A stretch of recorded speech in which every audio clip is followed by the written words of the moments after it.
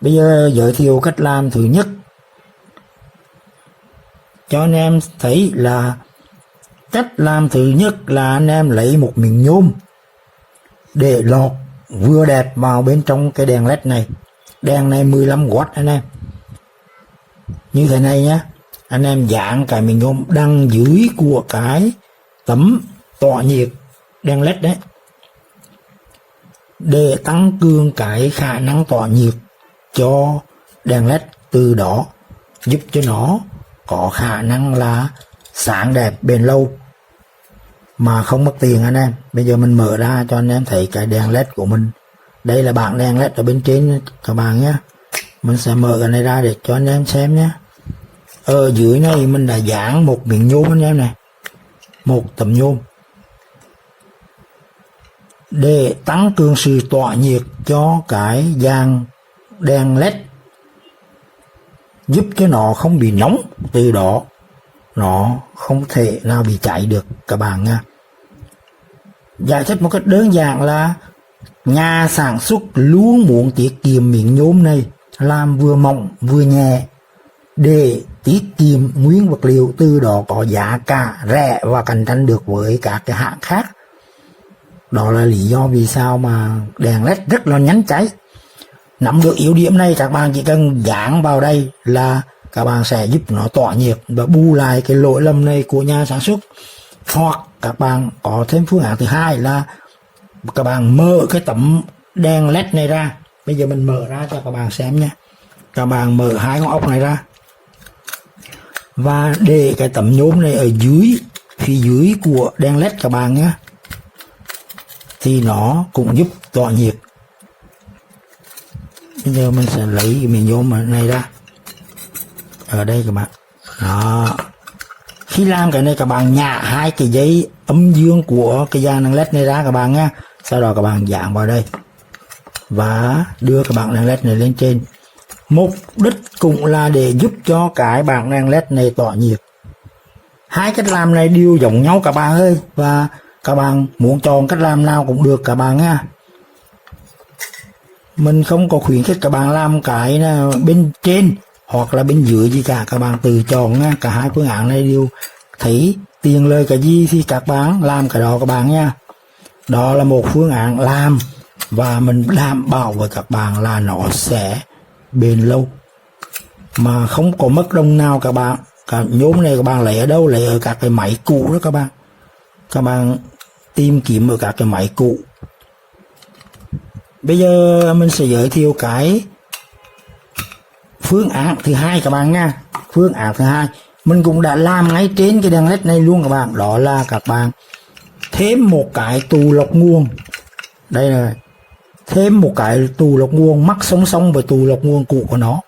Các bạn lấy một cái tù 4.7 tận dụng ở các cái bó cũ khác bị cháy đèn led mà tù vẫn còn tốt các bạn.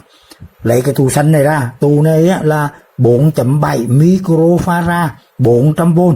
Các bạn nhả chi ra và hàng đằng sau cái tù riêng của nó mắc song song, không được ngược cực âm dương các bạn nha, đúng âm đúng dương của hai bên để tránh nổ tù và gây hư hỏng cái bo driver này các bạn nha. Đây là phương án thứ hai của mình và phương án này cũng rất hiệu quả các bạn. Nó sẽ giúp cho cái bo driver này có cái tù lọc nguồn lớn hơn. Cụ thể bây giờ là hai cái mắc song song thì thành 10 microfarad các bạn nha, và nó sẽ dao động ổn định hơn, từ đó ra một cái lượng điện DC trên cái dây trắng dây đỏ này và cấp cho cái bảng đèn led này được ổn định hơn các bạn ha. Ngoài ra nó còn thêm một khả năng nữa là nhiều tù thì nó sẽ tăng khả năng chịu đựng tỏa nhiệt tốt hơn, và nó không tập trung vào một cái tù mà bây giờ nó nhiệt độ nó chia đều cho hai cái tù và khả năng chia nhiệt tốt hơn, từ đó nó cũng là dẫn tới một sự bền bỉ cho đèn led các bạn ha. Còn nếu các bạn nào mà có khả năng cùng một lúc làm cả hai việc, tức là vừa thêm tù cho bo driver để gia tăng khả năng ổn định dòng điện và dao động của bo driver, và các bạn thêm một cái miếng nhôm ở đằng sau của cái dàn đèn led nữa thì các bạn làm hai việc cùng một lúc luôn, nó sẽ chắc chắn là bền lâu ổn định hơn là dùng một phương án. Nếu bạn nào mà dùng hai phương án cùng một lúc thì mình bảo đảm với các bạn là đèn này 10 năm 20 năm nó cũng không hỏng, bởi vì nó chia độ nóng ra rất là đều, nó không còn bị nóng nhánh nữa, và sản phẩm rất là an toàn các bạn nha. Bây giờ mình sẽ tiến hành thử cho các bạn xem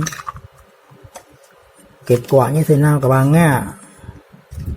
Mình sẽ lắp vào đèn led này, nguyên của nó vẫn đang còn hoạt động, và mình muốn tăng độ bền thì buộc mình phải làm, và hai lựa chọn mà mình đã làm và rất là hiệu quả, dùng rất là bền lâu rồi các bạn, rất là hiệu quả luôn. Thành ra bây giờ mình cũng muốn giới thiệu cho các bạn để các bạn cùng làm, từ đó đem tới một cái hiệu suất cao các bạn nha.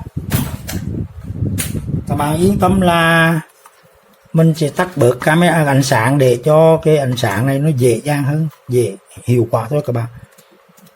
Nói chung là làm cái này nó không thay đổi độ sáng các bạn á, hoàn toàn không thay đổi độ sáng, nó chỉ giúp cho cái đèn led bền lâu và sử dụng lâu năm không hỏng, không thay đổi ánh sáng các bạn á, khẳng định với các bạn như vậy. Cho nên các bạn yên tâm là khi các bạn gia cố những cái phương án như mình nói thì giúp cho đèn led hoạt động tốt, dài lâu. Thôi chúc các bạn thành công giống như mình, và cái này rất là dễ làm lại không tốn tiền. Mong rằng các bạn sẽ làm thành công. Nếu các bạn có cái gì hay hơn mình, tốt hơn mình, đẹp hơn mình thì xin bình luận bên dưới để cho mình có kinh nghiệm và cùng tham gia làm với các bạn nha. Cách làm thứ ba là chúng ta sẽ dùng máy khoan một số lỗ nhỏ ở trên cái cổ này các bạn nha, để cho hơi nóng nó nhanh chóng thoát ra ngoài. Đây là một cách làm rất là dễ dàng, không có mất gì hết trơn, ai cũng có thể làm được các bạn. Bây giờ mình sẽ dùng mũi khoan này khoan nha, nhưng mà trước khi khoan thì mình sẽ tháo hết tất cả các cái vật tư ở bên trong này. Mình đã nhả luôn cái mùi hang của cái bo driver này ra luôn các bạn nha, tất cả để an toàn. Và bây giờ cái vỏ này mình sẽ khoan, dùng máy khoan mà khoan các bạn nha.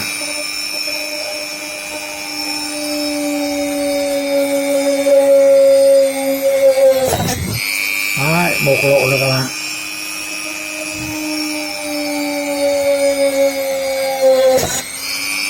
Hai lỗ các bạn.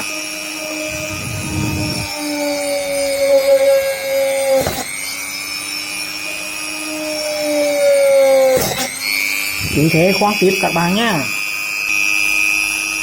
Đã được một nửa rồi các bạn nè, và vẫn tiếp tục các bạn nhé.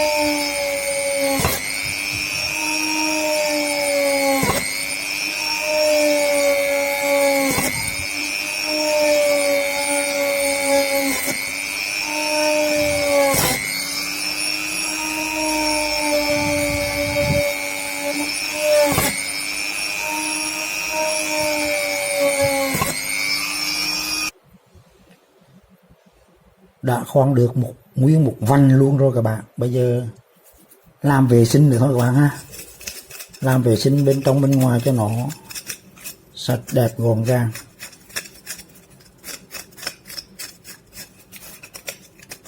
Rồi, rất tuyệt vời các bạn ơi.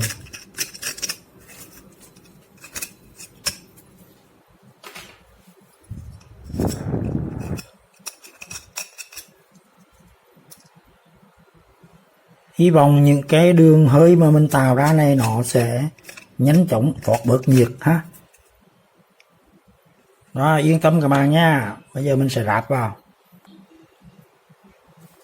Mình đã hàn hai sợi dây này rồi các bạn nha. Để gắn quạt làm mát vào cho đèn led, đầu tiên các bạn phải cấp nguồn điện 12V cho quạt 12V bạn đã chọn trước. Công suất mạnh hay yếu tùy các bạn. Đơn giản nhất các bạn cho nó trực tiếp vào điện 220V qua một bộ nặng mạch cầu cản một cái tù 2.20 và nhớ là có một cái câu chi để bảo vệ an toàn các bạn nhá. Và bây giờ sau khi lắp xong mình cắm điện cấp nguồn chạy rồi các bạn ơi, thật là dễ dàng các bạn nhé, rất đơn giản, chạy rất mạnh, tiếng quạt kêu rất mạnh các bạn. Và việc còn lại các bạn là gắn hai sợi dây màu vàng là nguồn điện 220V AC này vào ở bên trong của nguồn điện chính của đèn led để trực tiếp làm mát các bạn nha. Và chúng ta bắt đầu làm nha. Rồi các bạn hãy nên làm mát cho những cái đèn led loại lớn các bạn, 50W, 80W hoặc là 6-70W các bạn nha. Ở đây mình có một hàng lỗ đá khoan ở bên trên đuôi đèn để hướng hơi nóng lên trên, và mình sẽ tiếp tục khoan một dải lỗ ở phía dưới này các bạn để cho nó hút gió vào, quạt sẽ để khoảng giữa này các bạn nha. Bây giờ mình sẽ tiếp tục khoan các bạn ơi. Các bạn hãy tháo cái bảng đèn led ra các bạn nhé, để khoan cho an toàn.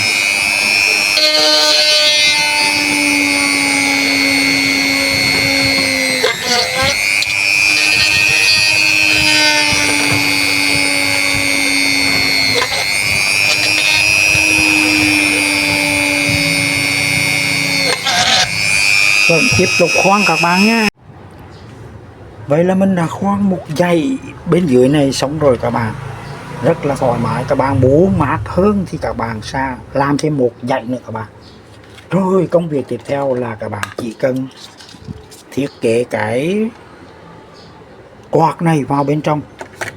Dự kiến của mình là sẽ hàn hai sợi dây màu vàng này vào hai sợi dây màu đỏ để lấy nguồn điện 220V AC cấp trực tiếp cho bảng đèn led này các bạn nha. Và sau đó mình sẽ dán bằng keo cho cái quạt này nằm vào bên dưới ổn định, làm sao nó không bị chạm. Và mình sẽ cho cái quạt này cố định xong thì sẽ gắn đèn led vào và chạy thử các bạn. Đó, đây là thiết kế của mình và bây giờ mình sẽ làm các bạn ơi, tiếp tục các bạn nhé. Sau khi cố định vào bên trong, bây giờ mình sẽ test thử trước khi hoàn chỉnh đóng nắp lại. Chạy tốt các bạn, quạt chạy nghe rất mạnh các bạn ơi, đèn vẫn sáng rực rỡ này. Rồi bây giờ mình sẽ ráp lại đầy đủ các bạn ha.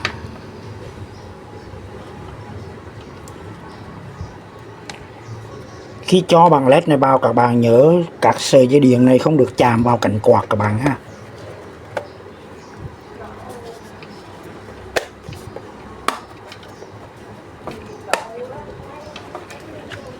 Rồi chốt ánh sáng này cho vào, thế là hoàn chỉnh các bạn. Và động tác cuối cùng là cắm điện, rất tốt các bạn. Mình sờ tay vào đây gió ra rất mạnh các bạn ơi, gió rất là nhiều, điều này chứng tỏ là có hiệu quả. Vậy là hôm nay giới thiệu các bạn rất là chi tiết một cách làm đơn giản cho đèn led mát, thực sự mát, rất là mát các bạn, và cũng tương đối rẻ tiền các bạn ha. Các bạn tìm ra một cái quạt máy đúng như ý muốn, vừa đẹp với cái đèn led và thực hiện động tác khoan lỗ bên trên để hút gió bên dưới và cho gió nóng ra bên ngoài. Tay mình giờ có mát các bạn, rất là tuyệt vời nè. Gió ra có hơi nóng rồi, điều này chứng tỏ đã thành công rồi các bạn ha. Rồi lời khuyên cuối cùng của mình đó là các bạn có thể có nhiều cách để cấp nguồn cho cái quạt. Các bạn có thể dùng một cái adapter, cục sạc điện thoại hoặc là cục nguồn gì đó mà điện 12V để cấp cho nó các bạn ha. Cấp cho quạt máy đúng 12V thì nó chạy đúng tốc độ các bạn.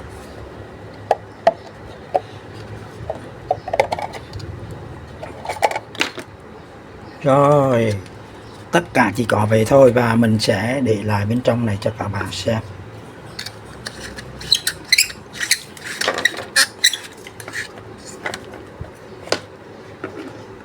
Hàng bên này là hút gió vào, hàng phía dưới này là để đẩy gió ra, tùy các bạn thiết kế. Mình sẽ để gần cho các bạn nghe tiếng quạt này. Tiếng quạt chạy rất mạnh các bạn, đúng 12V các bạn.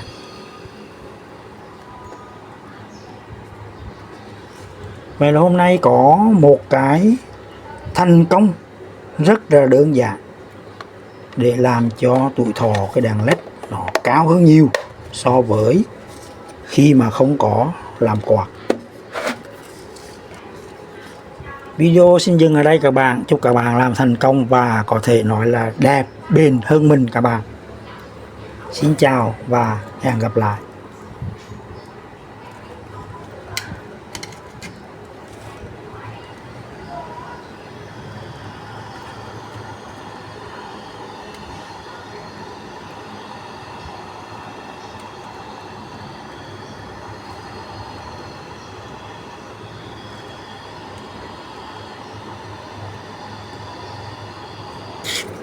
Các bạn có thể có nhiều cách để cấp nguồn cho cái quạt.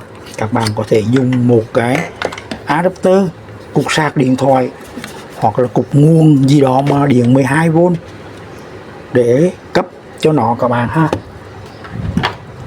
Cấp cho quạt máy đúng 12V thì nó chạy đúng tốc độ các bạn.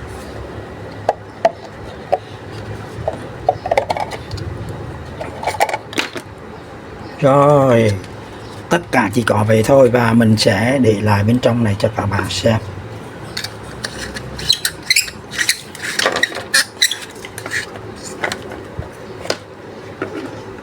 Hàng bên này là hút gió vào, hàng phía dưới này là để đẩy gió ra, tùy các bạn thiết kế.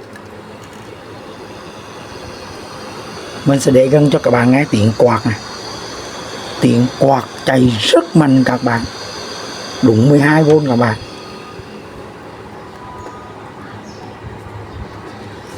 Vậy là hôm nay có một cái thành công rất là đơn giản để làm cho tuổi thọ cái đèn led nó cao hơn nhiều so với khi mà không có làm quạt. Xin chào tất cả các bạn. Hôm nay mình giới thiệu với các bạn một cái đèn led 60W mình tự làm hoàn toàn, không có mất đồng nào các bạn, mà nó rất là sáng, rất là đẹp và chắc chắn là bền lâu các bạn ơi. Các cái loại đèn led mà lớn 40W, 50W hoặc là 60W các bạn, khi mà đã hỏng rồi á, các bạn không cần sửa chữa đâu các bạn nha. Bởi vì những cái thiết bị như là led hoặc là bo driver của nó rất là nhanh hỏng, chất lượng không được tốt. Và sau một thời gian mình nghiên cứu, mình đã làm một cái đèn led theo ý muốn của mình, rất đẹp, rất bền và đặc biệt không mất tiền các bạn ơi. Bây giờ trước hết mình sẽ cắm thử cho các bạn xem một cái đèn mình đã hoàn thành 60W các bạn. Mình sẽ cắm cho các bạn xem nó sáng như thế nào và sau đó chúng ta mở ra để bắt đầu học hỏi cách làm các bạn nha. Mình sẽ cắm điện 220V AC cho cái đèn mình tự làm này các bạn nha. Các bạn thấy nó rất là sáng các bạn này. Sáng luôn các bạn ơi, 60W hoàn toàn tự làm. Ánh sáng rất là tốt, ánh sáng cực mạnh, mạnh hơn cả cái đèn zin của nó ban đầu nữa các bạn. Mình khẳng định luôn các bạn nha. Và vì vậy mà mình muốn giới thiệu để các bạn cùng làm với mình. Cách làm cũng không phải là khó khăn gì, nó cũng đơn giản và đặc biệt không có tốn đồng nào các bạn ơi. Bây giờ mình để như thế này, mình tháo cái tấm chắn sáng này ra cho các bạn quan sát đèn bên trong nó sáng như thế nào các bạn. Sao mà sáng dữ quá, sáng dữ dội luôn các bạn ơi. Tất cả đèn đều sáng rất đẹp các bạn này. 60W sáng quá mạnh các bạn. Giờ đây mình sẽ tắt ánh sáng này, các bạn quan sát kỹ hơn nha. Và chúng ta bắt đầu tìm hiểu làm thế nào để làm được cái đèn 60W không mất tiền này nha. Đây các bạn, giới thiệu với các bạn rằng đây là cái bảng đèn led. Mình đã thấy thể hoàn toàn cái bảng đèn led zin của nó như thế này các bạn. Đèn zin của nó như thế này, và mình so sánh cho các bạn xem là đèn của mình rất là nhiều nha. Mình đã thể vào đây rất là nhiều. Mình đã làm kín mít hết các cái diện tích của miếng nhôm này luôn, và đảm bảo công suất lớn hơn cái đèn zin của nó các bạn nha. Còn cái bo driver của nó mình đã tháo ra đây các bạn, nhỏ xíu xíu này. Bây giờ mình tháo ở bên trong này, và điều đặc biệt đang chờ các bạn là nằm ở đây các bạn. Mình sẽ tháo ra các bạn. Rồi, giới thiệu các bạn. Điều mình yêu thích nhất chính là nằm ở đây các bạn. Đây là cái cục sạc laptop vào điện 220V AC, ra điện 19V trên cái dây này. Và công suất của nó là tầm 60W các bạn. Rất là mạnh mẽ. Mình tháo ra cho các bạn xem nha. Cách làm rất đơn giản, mình chỉ cho nó vào nằm ở cố định ở bên trong, sau đó đầy cái dàn đèn led này lên trên là xong. Các bạn hãy quan sát lại lần nữa nha. Tại sao mình nói là bền lâu sáng đẹp 60W là bởi vì nó lớn hơn rất là nhiều so với cái bo driver cũ của nó các bạn. Cục sạc laptop này nó có độ bền 10 năm hoặc 20 năm, rất là lâu hỏng các bạn. Thậm chí nó không hỏng, nó chỉ hỏng laptop chứ không có bao giờ hỏng cục sạc laptop các bạn nha. Còn cái bo này mình đã thay hẳn một cái dàn đèn led khác, cũng không tốn đồng nào. Và cái cách làm này là như sau các bạn. Các bạn hãy lấy cái dây đèn led này các bạn, dây đèn led các bạn nha. Cái dây này á, nguyên gốc của nó là điện 12V DC, và mình đã nối tắt cái điện trở 39 ohm này, nối tắt tất cả ở trên cái thanh led này, thì dây đèn led bây giờ còn là xài 9V DC thôi các bạn nha. 9V DC thì mình nối tiếp với một cái thanh thứ hai là thanh 18V DC. Hai thanh này mình cũng mắc song song với nhau để tăng cái công suất ánh sáng các bạn. Đó là cái cách làm của mình đó. Và mình sẽ cắt vừa đủ dán hết ở trên cái bảng này, sau đó mắc song song lại điện 18V. Cuối cùng cho ra hai sợi dây là màu đỏ dương 18V ở đây các bạn, và màu đen âm 18V ở đây các bạn. Và cho hai dây này ra đằng sau nha, màu đen màu đỏ. Ở vị trí ở đây mình có càng một cái diode, mình tháo ra cho các bạn xem diode này, một cái diode rất bự các bạn nha, để mục đích là giảm điện 19V DC từ cái cục sạc laptop này đến đây là thành 18V thôi, vừa đủ công suất và bảo đảm chip led không bị khai thác quá mức, để đảm bảo độ bền của nó dài lâu 10 năm 20 năm vẫn được các bạn nha. Đó là cách làm của mình, và hôm nay mình muốn giới thiệu chi tiết rõ ràng cho các bạn xem. Rồi các bạn quan sát lại lần nữa trước khi mình ốp lại để tiến hành thử các bạn nha. Mình nhắc lại các bạn là cục sạc laptop các bạn mua đồ vé chai cũ 5K một cái, sau đó về test cái nào dùng được đem ra dùng các bạn nha. Và các bạn chú ý là các bạn mua cái loại vuông này để bỏ vào cái đèn led được, chứ loại dài này thì không bỏ vào được các bạn nhé. Chú ý các bạn nhé. Bây giờ mình gắn cái này vào. Dây đèn led 19V DC này các bạn cắt ngắn lại cho nó gọn, sau đó ốp với tấm chắn sáng vào. Rất đơn giản phải không các bạn? Thực sự là sau khi mình làm xong rồi mình mới cảm nhận được quá đơn giản. Cách làm thực sự quá đơn giản, không mất tiền mà lại có một cái ánh sáng rất là mạnh luôn các bạn. Bây giờ mình để như thế này, mình cầm luôn cho các bạn thưởng thức lại nha. Quá sáng luôn các bạn ơi, khó tin luôn đó. Sáng, quá sáng luôn các bạn. Nguyên cái dàn đèn led này nó sáng hết, rất đẹp các bạn ơi. Tuyệt vời. Mình cảm nhận ánh sáng nó mạnh hơn cái đèn zin lúc mới mua về nữa đó các bạn nha. Quá sáng luôn các bạn ơi. chói cả mắt luôn này. Vậy là hôm nay mình đã muốn giới thiệu cho các bạn một cái cách làm đèn led 60W, làm rất đơn giản mà được một cái đèn led rất là mạnh, rất là sáng, đặc biệt rất là bền và không mất đồng nào các bạn. Chào tất cả các bạn. Hôm nay mình hướng dẫn các bạn làm cho đèn led loại lớn 50W này các bạn, làm cho nó mát và kết quả là sẽ được sử dụng bền lâu. Quan trọng nhất là cách làm này nó không có mất đồng nào cả các bạn, không mất tiền luôn. Hai cách làm này mình giới thiệu rất là đơn giản, không mất tiền. Bây giờ mình sẽ giới thiệu cho các bạn kết quả của cách làm thứ nhất. Ở trong cái đèn này mình sẽ mở ra cho các bạn quan sát nha.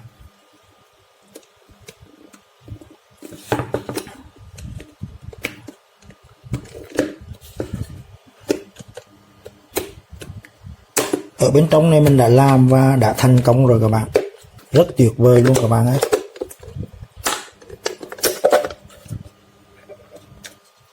Đây các bạn, mình đã gắn một số vỏ lon bia sắp xếp, nó rất là dày, rất là nhiều lon để làm mát ở mặt sau của cái đèn led này các bạn. Rất là hiệu quả các bạn quan sát kỹ nha. Cách làm rất là đơn giản, không có tốn đồng nào các bạn ơi. Đây là cách làm thứ nhất, nó được gọi là tăng thêm nhôm, lắp thêm nhôm cho cái tấm tỏa nhiệt sau lưng của cái dàn đèn led này các bạn nha. Và cách làm thứ hai mình muốn giới thiệu luôn cho các bạn, đó là khoan lỗ thoát hơi ở đằng sau cái đuôi đèn này các bạn, để giúp cho hơi nóng nó thoát ra bên ngoài nhanh hơn. Rất là hiệu quả luôn các bạn nha. Rồi bây giờ chúng ta sẽ bắt đầu làm các bạn ơi. Chào các bạn, rất vui được gặp lại các bạn. Hôm nay mình muốn giới thiệu với các bạn một cách làm tăng cường sự tỏa nhiệt cho cái đèn led 50W, 60W mà đang còn sử dụng tốt đó các bạn. Mà các bạn muốn nó bền lâu, không còn lo cháy hỏng nữa, các bạn lấy các cái vỏ lon bia sau khi đã uống xong, các bạn xúc rửa sạch sẽ, sấy khô và cắt thành từng tấm như thế này các bạn, rồi xếp thành từng lớp và để vào ở bên dưới của cái tấm đèn led này, mục đích để tăng cường sự tỏa nhiệt các bạn nha. Rồi chúng ta bắt đầu làm các bạn nha. Chào các bạn, bây giờ chúng ta bắt đầu cắt những cái tấm nhôm từ các cái lon bia này. Bia này sau khi anh em uống xong thì xúc bằng nước lọc sạch sẽ, rồi phơi khô để cho nó không có mùi bia nữa các bạn nha. Rồi chúng ta sẽ làm. Cách làm đó là các bạn dùng kéo cắt cái lon bia này thành cái hình thù như thế này các bạn. Tức là các bạn sẽ loại bỏ hai cái đầu này nha, loại bỏ hai đầu này, chỉ giữ cái khúc thân giữa này thôi để có một cái hình thù đẹp. Cách cắt thì theo mình là đục đây một lỗ và sau đó dùng kéo đâm vào cắt tròn đều và loại bỏ hai đầu này các bạn nha. Và mình sẽ đã làm được một tấm như thế này rồi các bạn này, rất đẹp. Sau đó mình sẽ ép xuống hoặc là mình cắt nửa ra, tùy theo cái cách làm mà mình đã chọn lựa để tỏa nhiệt cho tốt các bạn nha.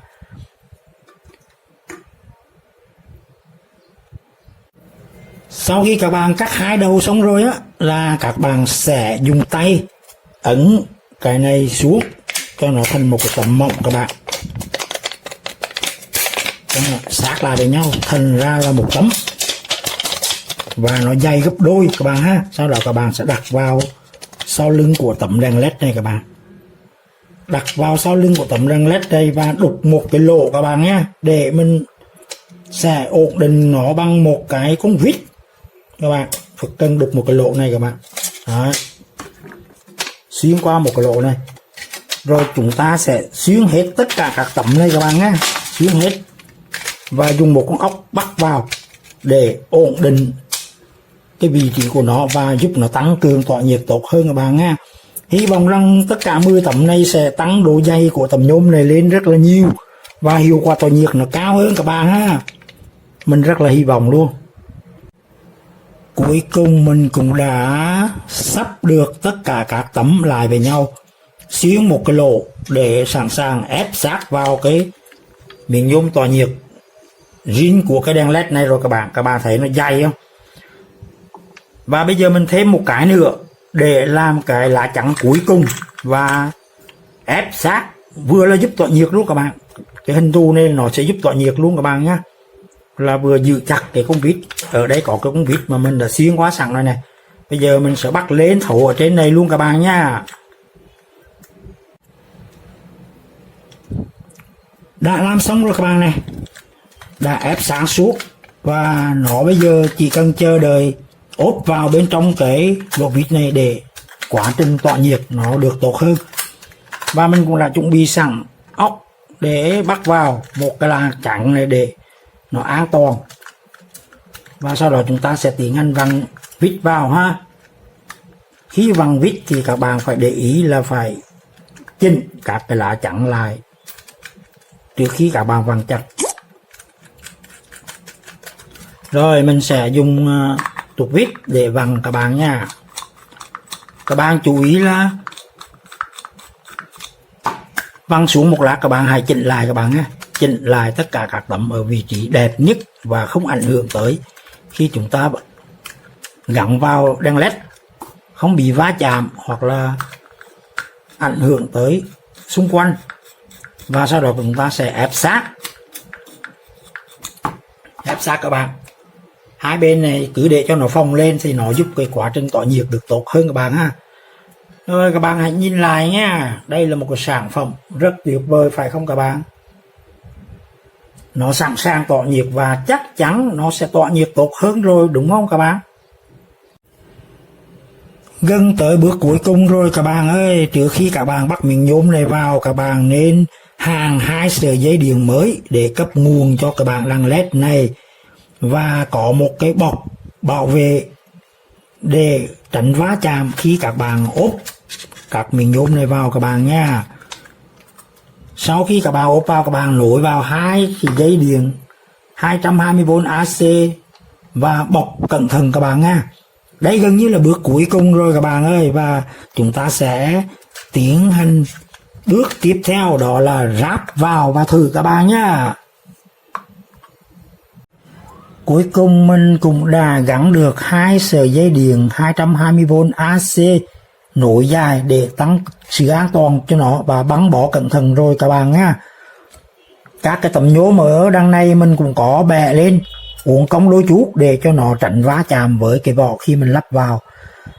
Và đến giờ phút này chúng ta sẽ lắp vào nha, và tận hưởng cái cảm giác là đèn đã làm xong, được tỏa nhiệt. Chúng ta cứ thấy ấn xuống thôi các bạn nha, là các bạn đã hoàn thành được cái đèn led. Rồi khi nó vào bên trong rồi các bạn yên tâm và chỉ cần lắp tấm sáng này vào nữa thôi các bạn ha, là xong. Bây giờ mình muốn để như thế này để mình cắm điện 220V AC cho các bạn xem là nó sáng rực rỡ như thế nào các bạn nhá. Quá sáng luôn các bạn ơi. Đèn này là đèn 60W, rất là sáng luôn các bạn.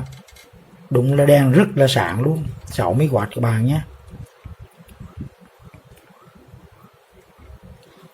Bản thân của nó là rất sáng, và do chúng ta làm thêm các cái tấm nhôm để tăng cường cái sự tỏa nhiệt, cho nên bây giờ ở đây nó nóng rất là chậm, ánh sáng rất là mạnh.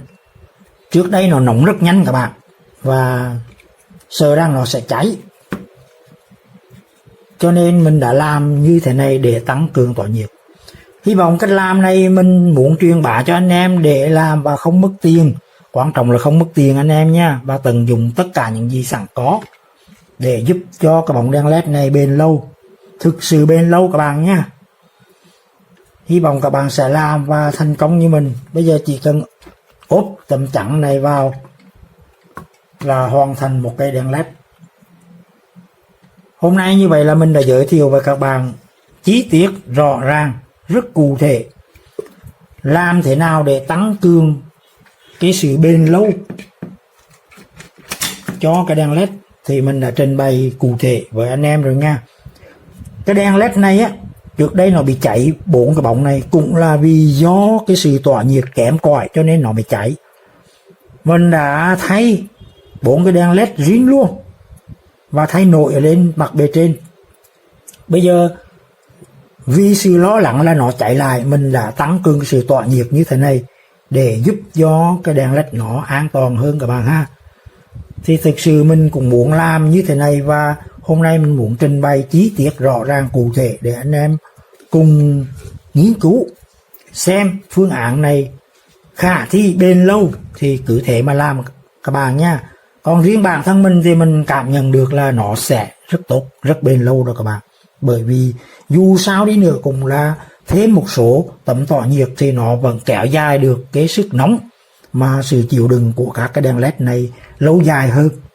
Từ đó sẽ cứu được cái thời gian sử dụng lâu hơn và đèn led khó cháy. Xin chào các bạn, hôm nay mình hướng dẫn các bạn một cách làm cho đèn led mát và bền lâu bằng cách là lấy cát min này các bạn nhé, pha với nước thành một loại cát dẻo.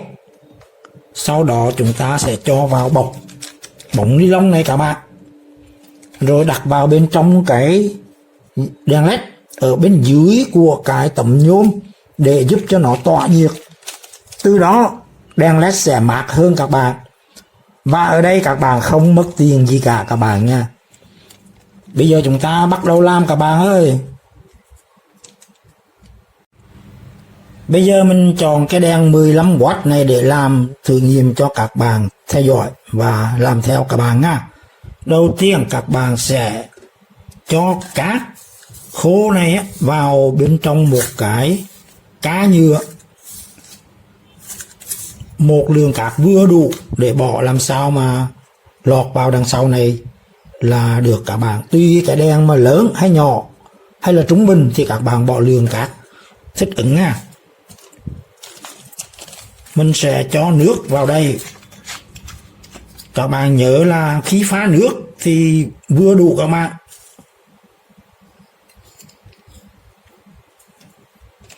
Không khô quá mà cũng không quá ướt để cho cái cát nó đạt một cái độ dẻo nhất định. Các bạn phải lưu ý điều này nha. Không để nước chảy ở bên trong cát để có thể làm hỏng đèn của mình đó. Mà toàn bộ nước đều được thấm vào cát này các bạn. Rồi đẹp rồi các bạn này. Nó vừa rồi. Thì bây giờ mình sẽ cho vào trong cái bóng ni lông này các bạn nha. Cũng là một lượng cát vừa đủ để trong một cái đèn led 15W thôi. Không cần nhiều quá các bạn. Rồi chừng này là mình nghĩ là đủ rồi các bạn. Và sau đó mình sẽ díp cái bọc lại. Mình nhíp khóa cái nhíp này lại để giữ cho hơi nước bên bị không có thoát ra ngoài các bạn nghe.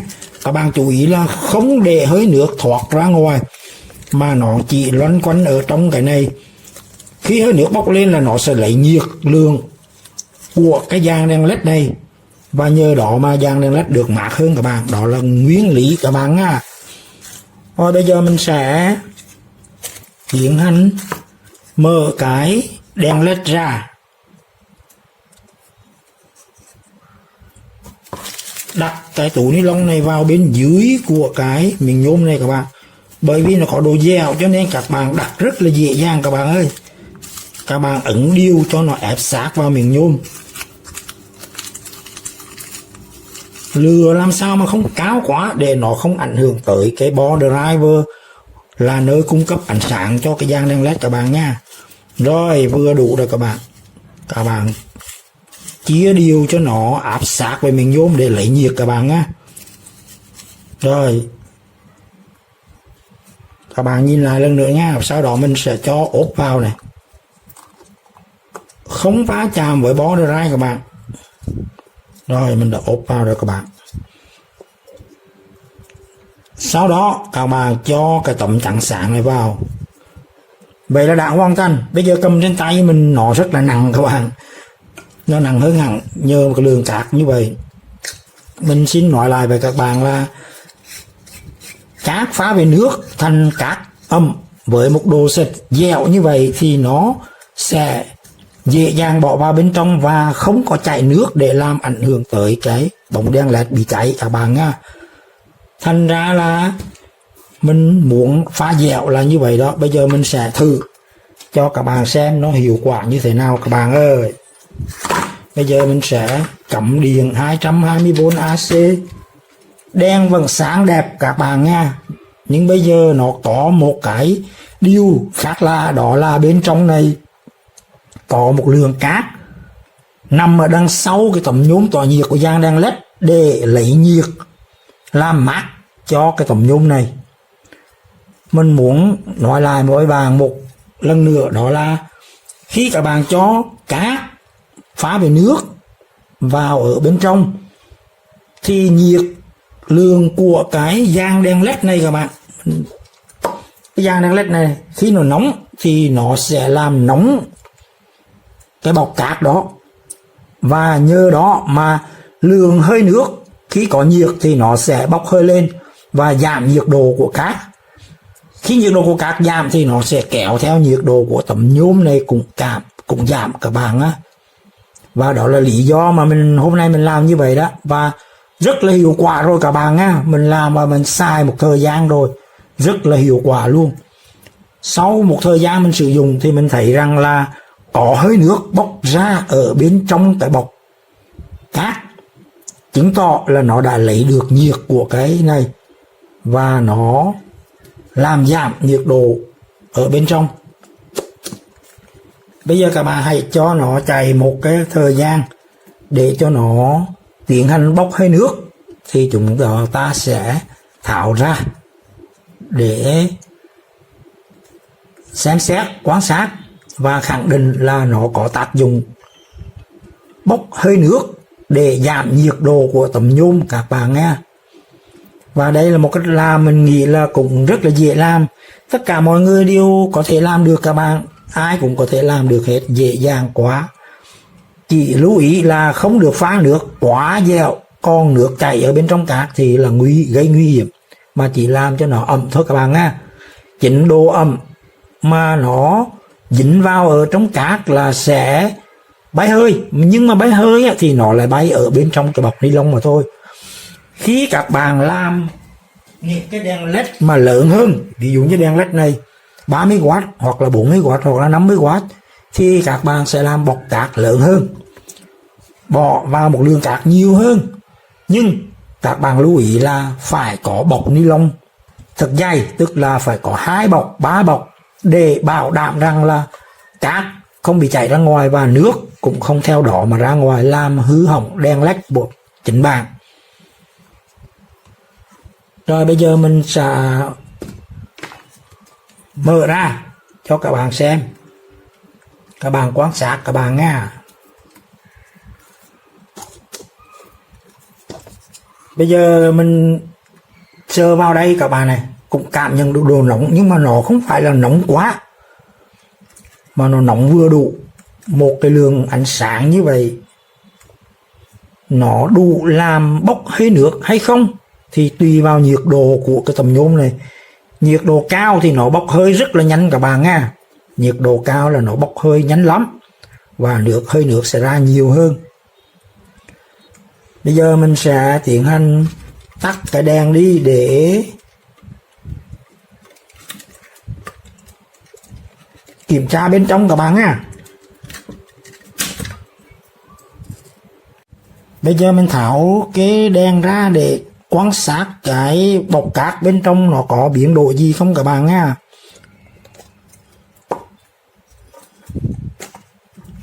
Cái nhôm này vẫn còn nóng các bạn. Rồi bịch cát nóng các bạn ơi, rất là ẩm luôn. Mình thấy có hơi nước đó các bạn này, hơi nước rất nhiều luôn á, quá nhiều hơi nước luôn nè. Mình cầm tay vậy mà thấy nóng đó. Mình chịu cho các bạn xem hơi nước này đó. Hơi nước tù đấy các bạn. Bên này nữa các bạn này, nó ra nhiều hơi nước luôn các bạn ơi. Đó, làm mờ luôn cả bọc ni lông này nè. Bên này cũng có hơi nước các bạn này, rất nhiều hơi nước tụ lại luôn này. Đấy,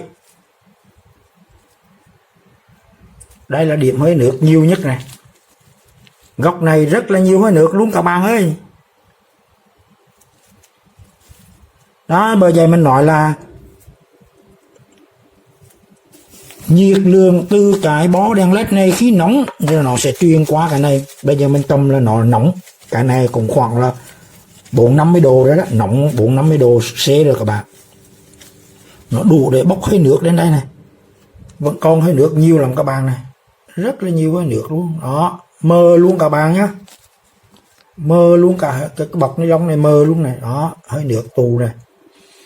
Và các bạn lưu ý là hơi nước này nó chỉ loanh quanh ở bên trong này, nó không ra ngoài bên ngoài để làm hại cái dàn đèn led này đâu các bạn á. Cho nên ở đây mình muốn nói là các bạn phải bọc kín, nhíp kín cái này để an toàn không có nước ra ngoài các bạn á. Và ngay cả hơi nước nó cũng loanh quanh ở trong cái bọc này thôi. Và khi tạo thành hơi nước thì nó sẽ lấy nhiệt lượng của cái cát này, mà nhiệt lượng của cát này á, là lấy ở bên cạnh cái bảng nhôm này, cho nên bảng nhôm này sẽ được giảm nhiệt độ và từ đó được làm mát các bạn ơi. Đây là một cách làm mát rất đơn giản và nhìn có vẻ cổ điển các bạn ha, nhưng thực sự là nó rất có hiệu quả bạn ơi.